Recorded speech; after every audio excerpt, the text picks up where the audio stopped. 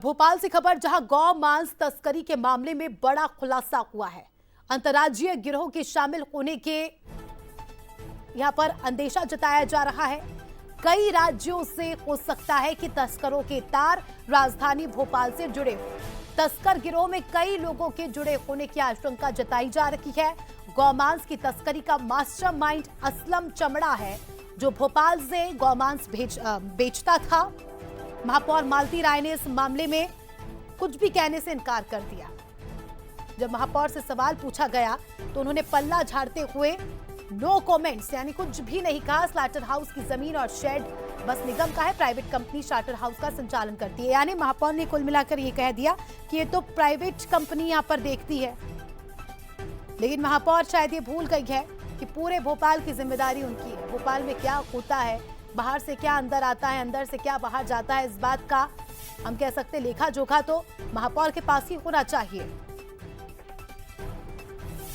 भोपाल की नगर निगम में, मध्य प्रदेश की राजधानी में, जहां सीएम हाउस है, जहां विधानसभा है, जहां बल्लभ भवन है, अधिकारियों की नाक के नीचे इतना बड़ा मामला हो गया।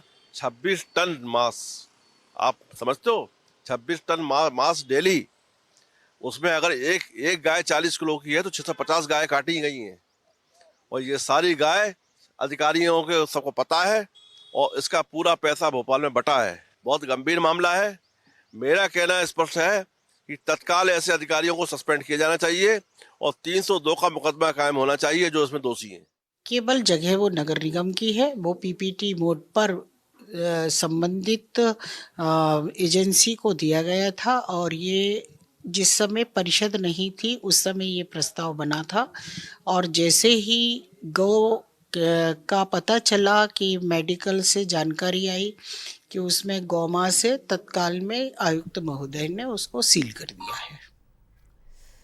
इस खबर पर हमारे सहयोगी, एक ऐसा प्रदेश जहां पर गौमांस पूरी तरह से बैन है, वहां की महापौर से जब पूछा जाता है कि 26 टन गौमांस कहां से आया, तो जवाब देने की जगह, अकाउंटेबल होने की जगह, महापौर इस पूरे मामले से ही पल्ला झाड़ती नजर आ रही है।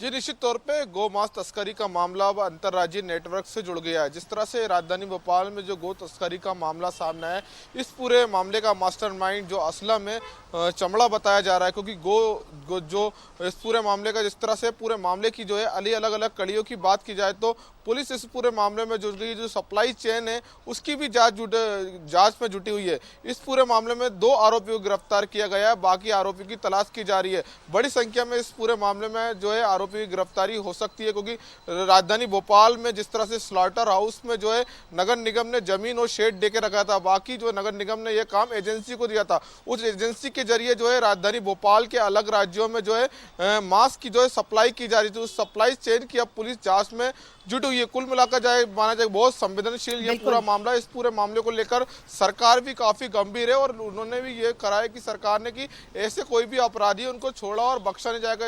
विपक्ष भी इसको लेकर हमलावर हो गए। उन्होंने कहा है कि जो भी नगर निगम के अधिकारी, उनकी भूमिका भी इस पूरे मामले में संदिग्ध नजर आ रही है, क्योंकि नगर निगम के अंतर्गत ही ये पूरा स्लाटर हाउस जो है वो संचालित किया जा रहा था। एक बड़ा और संवेदनशील मामला है। इस मामले को लेकर पुलिस जांच में जुटी हुई है। बिल्कुल सनी, नजर बनाए रखिएगा। फिलहाल आपका शुक्रिया जुड़ने के लिए और जानकारी के लिए।